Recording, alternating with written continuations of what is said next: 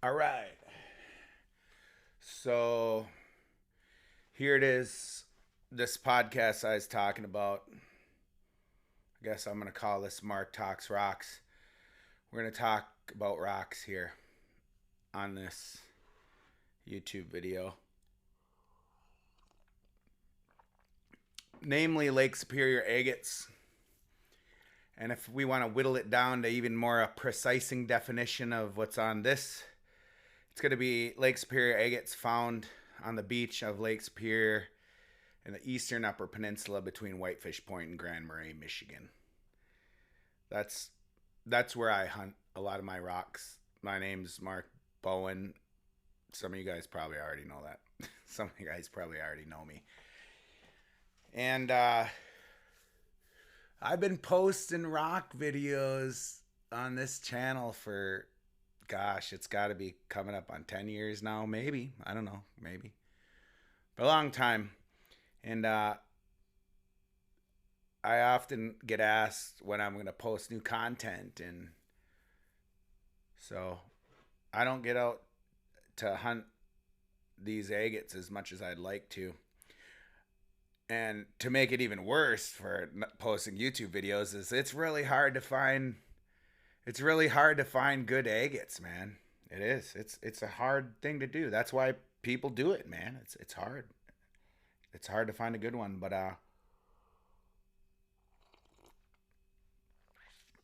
the uh the process is fun. It's good to get out on those beaches and get to exercise and stuff like that, but I got a bunch of rocks I can show here. I'll show you this first one I found. I'll show you this first one right here. Let me see if I can. All right. Back in the day, I think it was the year was 2012. It was in October. My girlfriend had found her first agate that got us started an agate hunting hobby. And I was like, wow, that's awesome. I want to go find one. And it took me all the way till December of 2012 to find this. I found it on a blizzardy day in December at Muskellonge State Park, the beach down there. And it was windy and it was big waves. I didn't know any better. There's huge waves washing up. We were walking along the beach. It was mostly sand and basalt because all the good rocks have been taken off the beach. But I didn't know. We didn't know what we were doing. Everything we ever found was a treasure back then. And that's what makes this hobby so fun is like when you first start, man. When you first start, especially in the EUP, there's so many good rocks. They all look awesome. But I had finally, after that, like 5 agate trips, I finally, a wave washed up in this thing in the dark, gray lit day, windy. This was laying there between waves, and I scooped it up. And I knew I did it. Like, look at this thing. I was like, oh my God, BB, look, I think I found a better one than yours. And then we looked at it, and it was like, this was the first one that I finally found after hunting and hunting. Well, I had found other rocks before that I thought were, they were kind of agates. You know how that story goes. But I, when you start hunting agates, you find all these rocks, man, and you swear I found all these rocks and I could swear they were agates and they were awesome. And I was proud. And I'd go show my cousin Noah. I was like, look at, did I do it? I finally did it. And he'd look at these rocks. He'd be like, I don't know. It might be an egg. And he didn't have the heart to say, no, that's just a rock, dude. That's not an agate. But that one that I just showed was the first real deal agate that I ever found, looking back. But like I said, when it is all new, every rock's a mystery. And you'd go to these beaches and you wouldn't know what you're gonna find. And me and BB always think back about those days and like, wasn't it awesome back then when everything was a mystery and everything was unknown and so new and every rock was special? And like over the years she kind of got disillusioned because she's like, I already know what this rock is, I know what that rock, that's chert, that's jasper, that's the silicified limestone. And she pines for the days when it was all a mystery. So maybe you'll end up learning the lingo of what some of the rocks are, and maybe you won't. Maybe sometimes it's best to not know. And back then, she was on Facebook, and she's like, Mark, there's a Facebook group called Lake Superior Agate Collectors, and I joined. Look at these rocks. And we were looking on that group, and we were like, oh my gosh, it's just blown away. The rocks, most of these people are from Minnesota, man. I started noticing, and these rocks they were finding in Minnesota were amazing. I'm like, can you even find rocks like that on our beaches? Because if you can, I ain't finding nothing like that, man. Those ones on these people are posting on these Facebook groups who are insane. I was like, I don't think you can find those on our beaches, man, because those are amazing. But eventually we ended up finding some really nice stuff on our own beaches. And eventually we got to know some of these people in Minnesota and got to go to the rock and gem shows in Minnesota and things like that. And since then it's become a really popular thing. And here I am with this podcast now. Wow, man. But anyways, finding this stuff as a beginner, learning what maybe you could call geological terms. Some of them are rockhound terms. The term rockhound is not a geologic term. So I'm not a geologist. I know that. I'm just a dude who's into rocks. But I learned a lot of things from a lot of people that have been on social media, and I've read certain books. We've collected agate books, geology books. I've met a lot of great people in this hobby that have taught me a lot of things and stuff. And when I was getting into these agates over here and learning off the Facebook groups about what a water level agate is, what an eye agate is, what a quartz ball is, I'm picking up these terms. And then back then I didn't hang around my cousin Noah very often, man. But I knew he knew about agates. Like I knew over his whole life he'd been into agates, man, his whole life. This was all new to me. So I ended up hanging out with him one night and going to his house, and he was showing me all his agates. And it was awesome because Noah was disconnected from any of the rock hound community. And it was like he had done this his whole life with his family, my uncle George and stuff, and they invented their own terms, their whole own lingo for what stuff was. Like he'd be showing me this water level, and he was like, oh, I call these ones stratus agates. We call these stratus agates. And I was like, oh yeah, water level. And he's like, what's that? It's a stratus agate. It's a water level. But he showed me a quartz ball, and he said, these ones, I call these broken TV screen agates.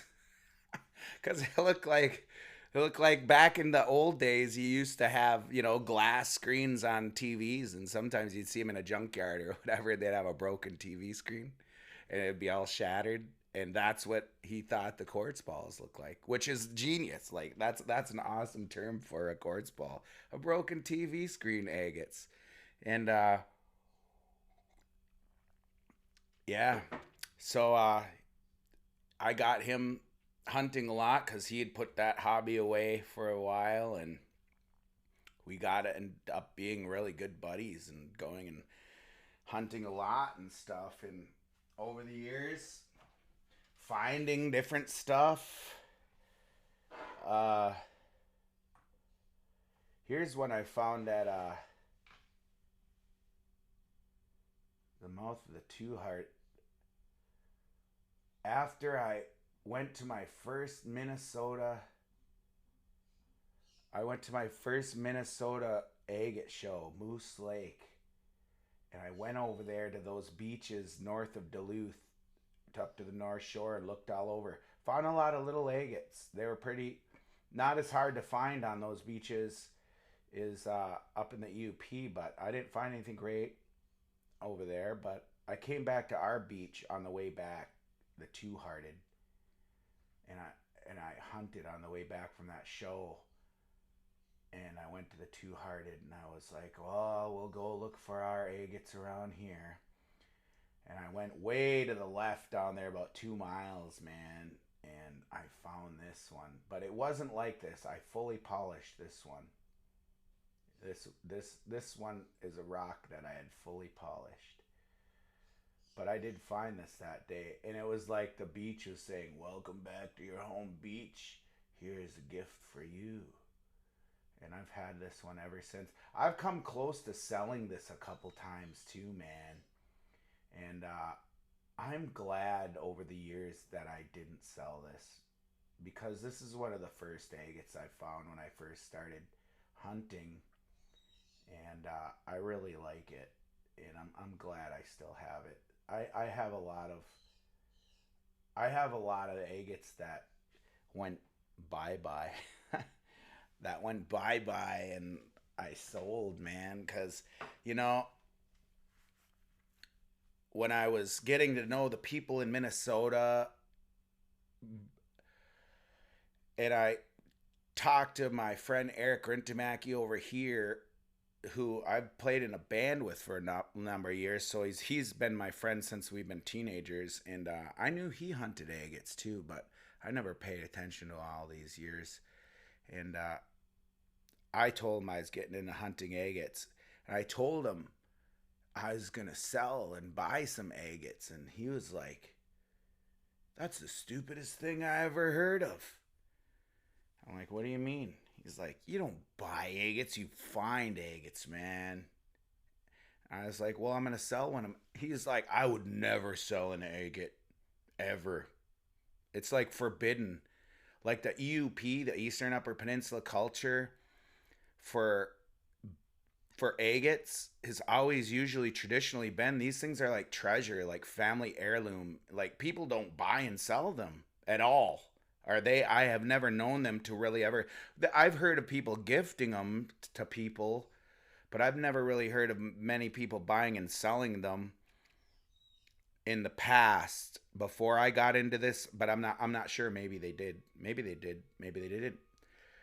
But when I went to Minnesota, it was on, man. That's part of the culture of agate collecting in Minnesota, is buying and selling, man. Like if you go to the average collector of agates in Minnesota and he shows you his collection, a good percentage of his collection would be agates that he didn't even find himself. Like he purchased them, and these rocks get sold and resold and resold. Sometimes they even lose any knowledge of who the original finder even was. And that's a distinct difference between the UP agate community and the Minnesota is. But I was totally into the Minnesota thing. I was like, I think it is cool, that agate you got there, and I kind of want to buy it. I would buy that agate off you. Like, and I told that to Eric, and he was like, "What are you nuts, man? You don't buy agates." And that's how it was back in the day, you know. But now he's bought agates and sold agates, and we all do it. But there's still a lot of people in the UP that would never sell one of their agates. Like these things are treasures to us in the UP, but I ain't above it. And like I said, over the years, I sold a lot of really good personal finds of mine that I wish I hadn't. The best agate I ever had, the one with the most views on this YouTube channel, actually, I ended up selling. But when I went to the Muscalonge Agate show back in like 2014, maybe, all these old timer agate people were looking at my rock, and they all said the same thing. They said, "Don't ever sell that thing. You'll regret it." Or they said either that, or they kind of looked at me with contempt and said, "I've been looking my whole life and have never found nothing like this. You." Like they're a strange feeling. I was just a beginner and I got lucky, and I am forever thankful for that day. Like I still, had I known that day that I was gonna find something like that, no matter how hurting for money I ever got, I probably shouldn't have sold that agate, because it was, yeah, it was I've never found anything even close to that good ever since, you know. Like these things aren't easy to find, man. And but I have found some good ones over the years, and here's one that I found. Here's one I found and got back.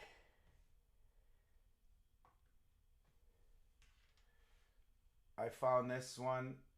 I was camping at the Two Hearted, and this particular day, me, Eric Rintamaki, and Noah, we all started hiking east all the way to Little Lake Harbor. And when we were over there in Little Lake Harbor, I found this in the dry. I found it in the dry, and it didn't look like this. When you find them in the dry on the beach, I wonder if I can get that to focus. No, I guess I'll have to keep it down here. I'm not sure of the focus settings on my camera yet. I'll fiddle with that in the future. But when you find these in the dry, they don't look like this. Mineral oil has been put on this to make it look like this. When you find them in the dry, they're very frosty looking. Like literally, like you can't really see much on them. They're very frosty, and they don't look like this until after you get them either wet.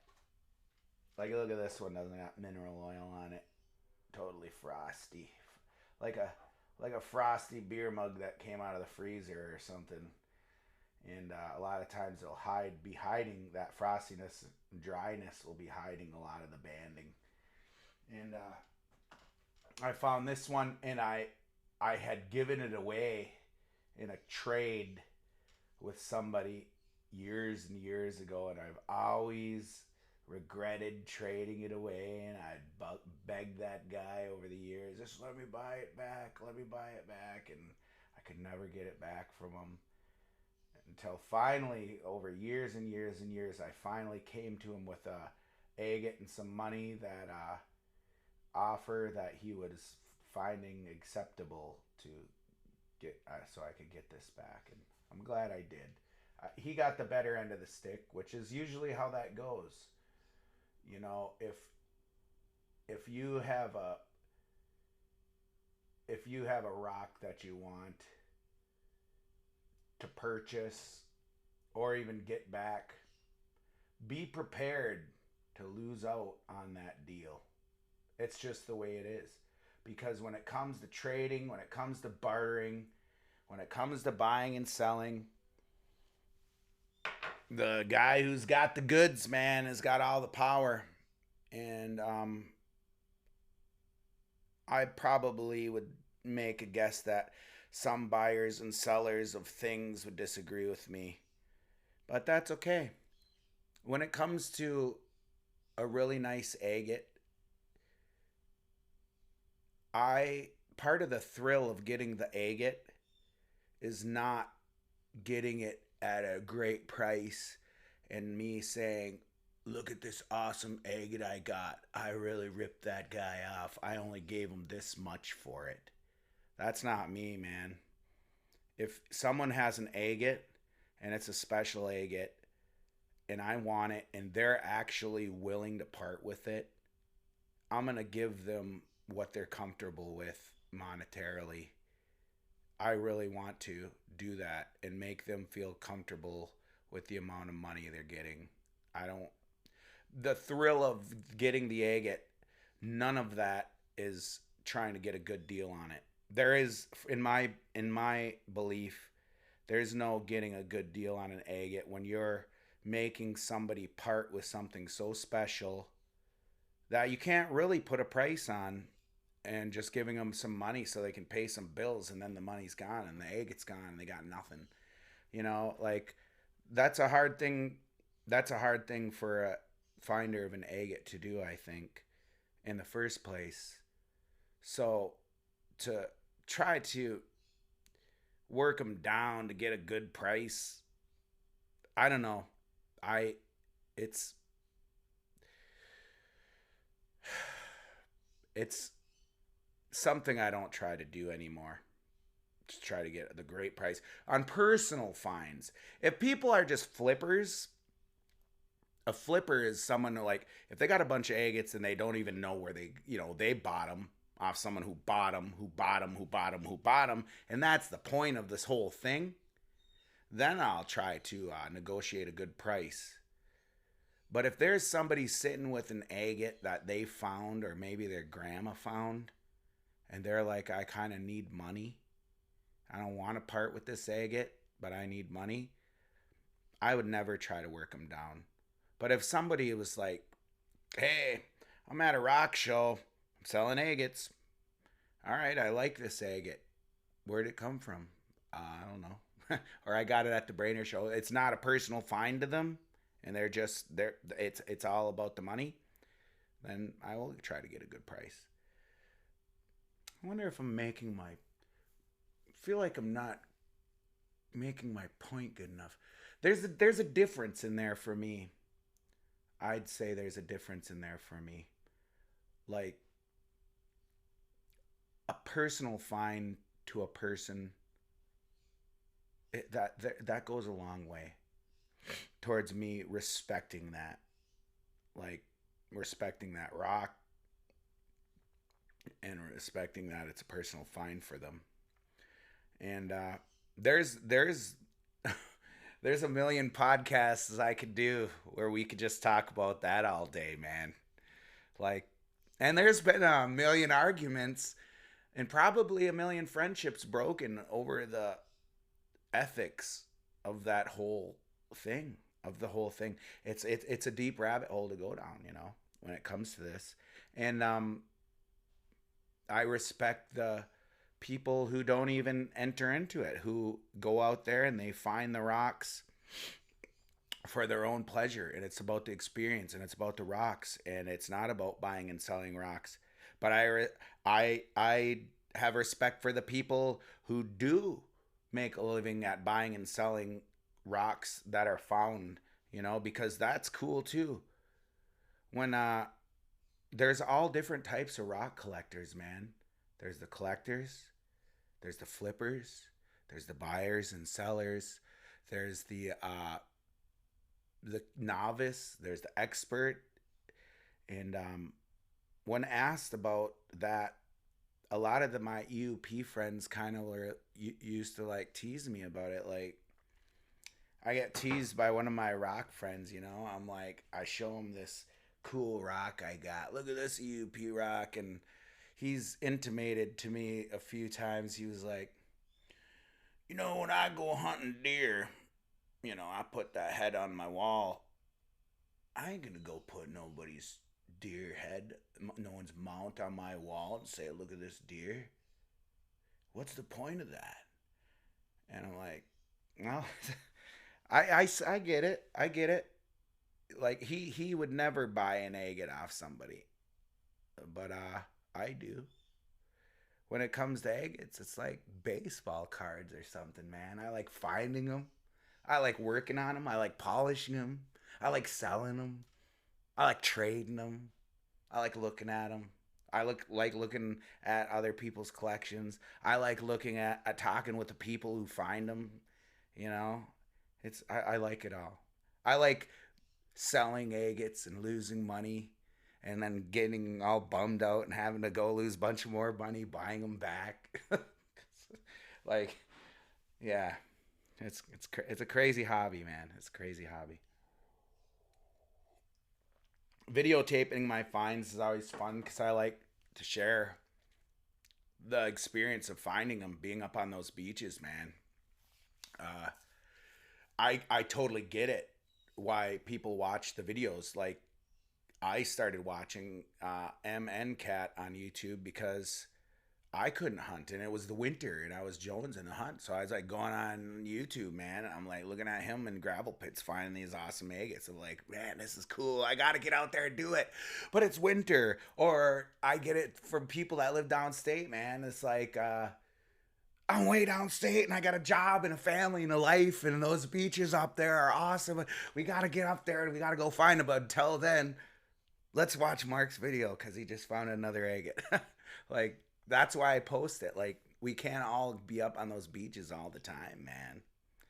And I'm anytime I get up there, man, I'm just really happy and blessed. And I try to be respectful of the other people that also are up on those beaches because they're in the same boat. Those beaches are for everybody, and we don't. No, nobody owns them, and we all have lives. So anytime anybody's up there, being able to hunt those beaches, it's a privilege. I think. I think it's a privilege, and I always want to try to be respectful of that. And as far as the rocks, you guys are gonna see a bunch more in future podcasts, and I'll probably try to limit these podcasts to about a half hour. And eventually, yes, I want to have guests come on here because I got rock friends too, man, and I want to have them share their stories about certain rocks they found. And I remember the stories of a lot of these rocks I found. You know, some were trip makers. Most of these ones I have in my case were trip makers, man. I never ever showed this one I found last fall. Last fall I found it up at Vermilion. There's a bunch of rock people that are gonna be so annoyed at me too, man. He's like, "Why are you telling all the spots, man?" I don't know. I just am. These rock beaches are for everybody. Um, isn't there like a fishing thing? Like, don't tell people where you fish, something like that. Could be. I don't know. Not much of a fisherman. But check out this one, man. I had got there. I had got there at like before daylight, and I just got there, and I was watching the sunrise and stuff, and I hadn't been there. I had been there like maybe 10 minutes, and I seen this laying there, like I think it was laying there like this, and it was very dark still, and I looked down there, and this it looked like a piece of jasper. Could not see any of this banding or nothing. And I was like, look at that thing. Is that a jasper? I don't know. I better bend over and see. You gotta bend over and look real close. It's dark. And as I got closer, I could see this banding, and I'm like, oh my god, that is an agate. It's a really dark agate, found in when it was still kind of dark too, but it's a nice one, man. And this was the best agate I found that day. It was like 10 minutes after being there. Sometimes that happens. You get to the beach and you find the best egg of the day 10 minutes after being there. It's like you go there for 10 minutes and you found the best one. And yeah, I never ever posted the video of me finding this last fall. But maybe I should have. I just never got around to it. It's a kind of a dark egg, eh? It's got good colors though, like muted colors. I wish I could get up more close to this camera without it going out of focus. It's kind of doing it. I have these Canon M200 mirrorless cameras here, and I have an adapter with this Canon lens called the Canon Nifty 50. It's supposed to be a pretty good lens. I don't know. I'm learning all this stuff as I go, man. I'm learning the whole camera stuff, the whole podcast, the whole monitor, all this stuff. I'm just learning, so we'll get there. But anyways, yeah, I guess that's last agate I could show for today, and I want to thank you guys for watching. Like I said, there's gonna be this is gonna evolve as I learn more, as I hopefully get to hunt more. My gosh, life, so busy, like learning about things and making music. I was painting this winter and trying to learn how to record music and trying to learn how to do this podcast. I need to really this fall like block off time to where I could get up to these beaches and provide you with more good agate finding videos. But until then, my name is Mark Bowen, and thank you for listening to Mark Talks Rocks. I'll probably put one of these out every week or so, maybe even more. I don't know, but once a week, And thanks for. Oh yeah, one last thing. If you guys get questions, I would like to evolve this show into like I would be answering questions from previous podcasts that are left like in the comment sections of these videos.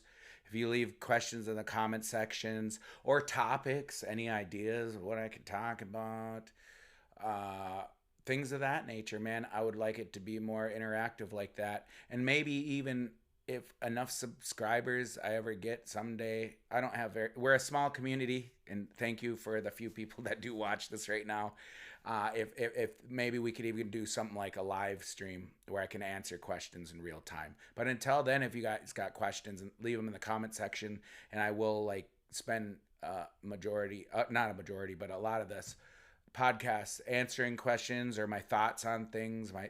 What is this rock and what is that rock? And we're going to talk about the weird rocks. We're going to talk about the straight up agates. We're going to talk about killer agates. Lots of good stuff. But like I said, my name is Mark Bowen. Thanks for watching Mark Talks Rocks.